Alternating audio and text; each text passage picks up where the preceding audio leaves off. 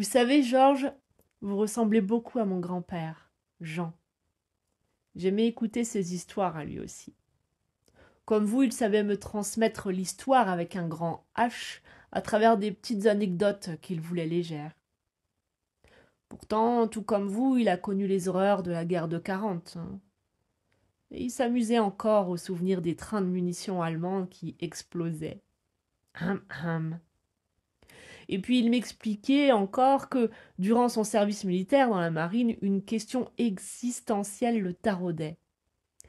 S'il mourait, porterait-il son auréole plutôt au centre, penché, sur la gauche ou sur la droite?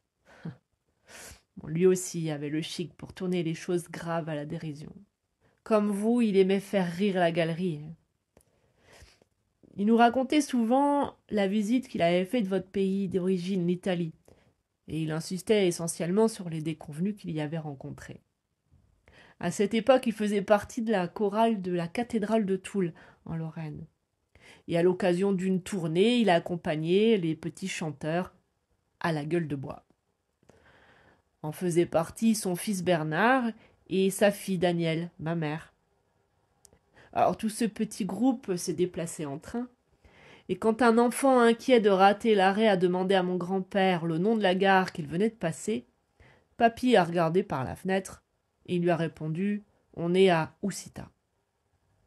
À la gare suivante, le même enfant lui a posé la même question, et mon grand-père lui a fait la même réponse. Et oui, il regardait les panneaux qui indiquaient la sortie des gares.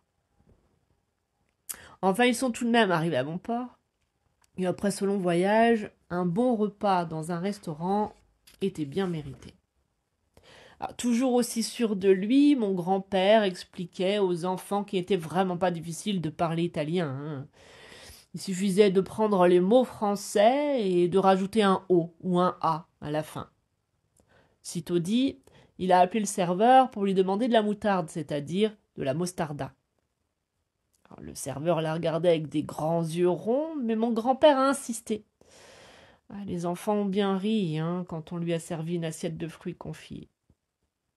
Et aussi, par la même occasion, quand le serveur lui a fait comprendre avec son italien qu'il avait envie de le foutre à la porte parce qu'il avait osé couper ses spaghettis. Après ce repas agité, le groupe s'est enfin rendu à l'église où devaient avoir lieu les concerts du lendemain. Seulement mon grand-père ignorait que les Italiens étaient aussi exigeants sur les tenues vestimentaires à porter pour pénétrer dans les lieux sacrés. Alors lui s'est présenté en short.